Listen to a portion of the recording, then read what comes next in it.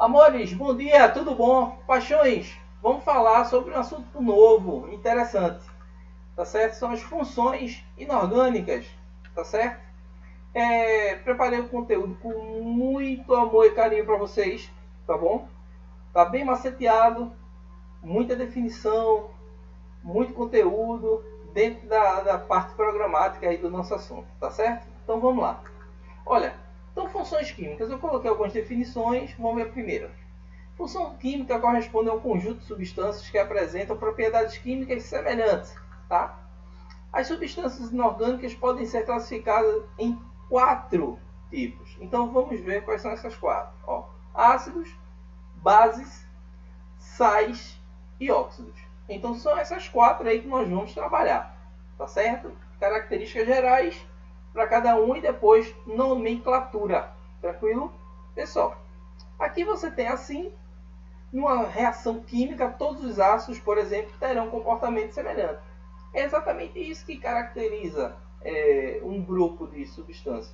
São as suas especificidades para cada conjunto, para cada gama de substâncias. Tá? Vê lá. Nos ácidos, vê só, eu coloquei uma definição bem objetiva sobre ácido. Tá certo? Ácido diarrênico são substâncias compostas que, em solução aquosa, liberam como único e exclusivo cátion o hidroxônio. Ou seja, o que vai caracterizar um ácido, uma substância ácida, é a presença desses hidrogênios disponíveis aí no sistema, tá certo? Então, vê lá. A partir daí eu tenho algumas características, tá certo? Vamos ver quais são? Olha lá. Substâncias ácidas se apresentam para a gente com pH baixo, tá certo? Cabeça, esse baixo tem parâmetro? Tem, abaixo de 7, tá certo? 6,9 para baixo, até 0, você tem aí substâncias ácidas, beleza? São substâncias, são moléculas que promovem ionização, elas se ionizam, tá? Quando são submetidas a ambiente aquoso, certo? Neutralizam bases. Essa neutralização ela promove a formação de sal e água, tá certo? A gente vai ver um pouco mais na frente tudo isso aí, tá? E apresentam sabor azedo. Alguns exemplos que eu destaquei para vocês são esses aqui que estão embaixo, tá? O HCl, o ácido clorídrico, o HNO3, o ácido sulfúrico, que é o H2SO4. Então, são substâncias, são ácidos que são muito comentados para a gente aí nas provas, tá? Vê lá. Observe aqui que eu coloquei esses 3 exemplos, tá? Primeiro o HCl, observe que o hidrogênio ele vai ser ionizável, né? Então, aqui tu tens um hidrogênio, aqui tu tens o cloro, já na forma de íon, né? Então, do ponto de vista estrutural, aqui eu tenho um composto, que é o ácido clorídrico, que é aqui a formação dos seus íons. Amores, aqui o ácido sulfúrico, né? O H2SO4. Observe que eu tenho 2 hidrogênios aqui que foram ionizáveis, né? Observa que esses 2 hidrogênios, eles liberaram 2 elétrons, e agora você encontra aqui mais um íon, né? Aqui tu tens um ânion, não é isso? Se liga na parada aí, tá? Então aqui o H3PO4, você tem 3 hidrogênios, e aqui eu tenho 3 hidrogênios ionizáveis, formando aqui também o PO4 com a carguinha menos 3. Beleza? Tranquilo? Simples desse jeito.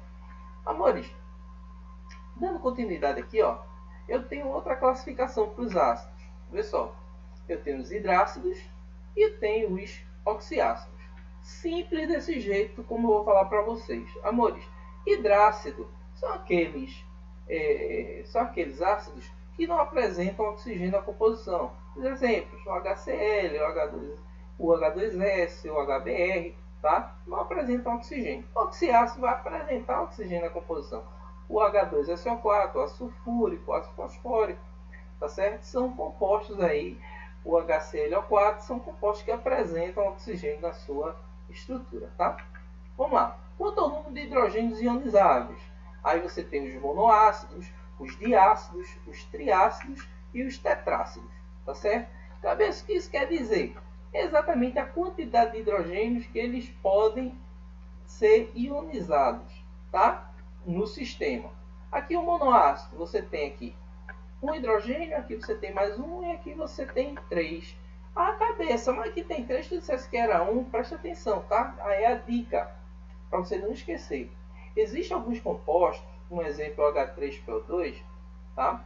Onde eu só vou encontrar só um hidrogênio ligado ao oxigênio. Então, em virtude exatamente desse fator, eu só vou caracterizar como hidrogênio ionizável exatamente esse hidrogênio que está ligado ao oxigênio. Os outros dois não entram nessa classificação, beleza? Aqui os diácidos, o H2SO4, o H2S, o H3, esse aqui também, ó, ele entra nessa característica, faz parte também desse esquema, tá? Triácidos, H3PO4, H3BO3, H3BO2. Então observa aqui, são triácidos que apresentam 3 hidrogênios aí que são ionizáveis, tá? E os tetrácidos, H4PO2O7, tranquilo? Então, a classificação no que se diz respeito à presença ou não de oxigênio e a característica que está relacionada exatamente à ionização dos hidrogênios, tá? Vamos ver o próximo slide. Aqui são as exceções que eu havia comentado para vocês no slide anterior. Duas situações. O número de hidrogênios ionizáveis não é igual ao número de hidrogênios que estão no ácido, né? Então, é aquela velha história. Você tem uma quantidade de hidrogênios ionizáveis, porém, existem hidrogênios que não estão ligados diretamente ao oxigênio, né? Como vocês podem ver aí nesse monoácido, H3PO2. Tu tens só um hidrogênio ligado ao oxigênio. Então, eu posso caracterizá-lo como monoácido. Idem para esse diácido que tem 3 hidrogênios. Eu só tenho 2 hidrogênios aqui ligados ao oxigênio. Esse terceiro está ligado ao fósforo, então eu não caracterizo ele. Beleza? Tranquilo? Vê lá. Aqui tu tens quanto ao grau de ionização. Amores, são 3 classificações bem simples. Fortes, moderados e fracos, tá? Do jeitinho que tá aí para vocês, ó. Fortes, aí você encontra. Deixa eu colocar aqui meu piloto para ficar bem bonitinho, tá? Para ficar bem lindo, ó. Forte, HCl, HBr e HI, tá?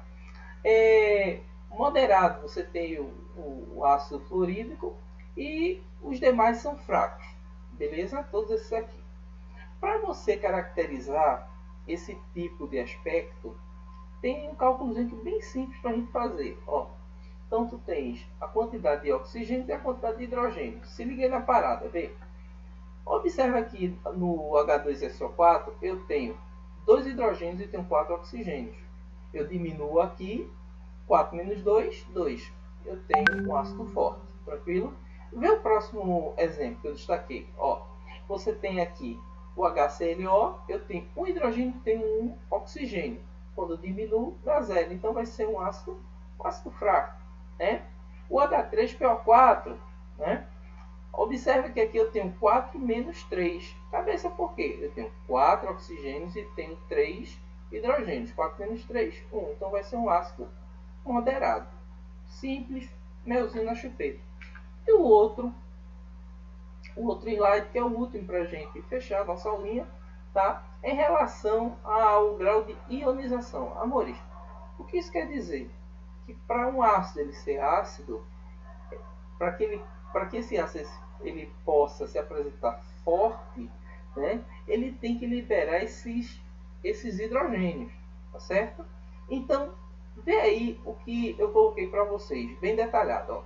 Para o ácido ele ter força, para ter acidez, ele precisa ionizar, né? Que a gente já havia comentado.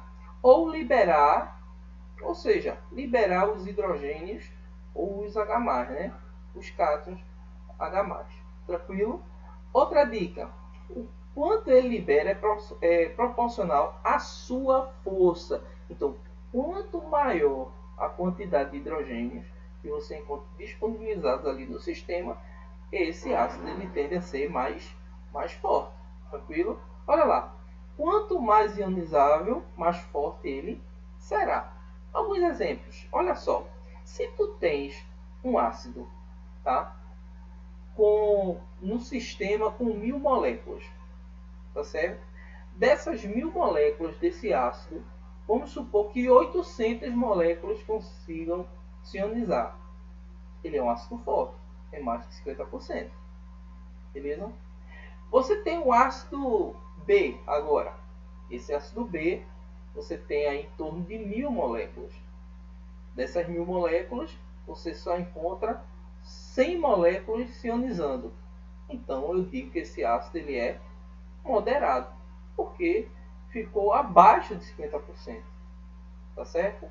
E se você encontra um ácido C com, vamos supor, 100 moléculas ali desse ácido, onde eu tenho menos de 2 ou 3 moléculas se ionizando, né?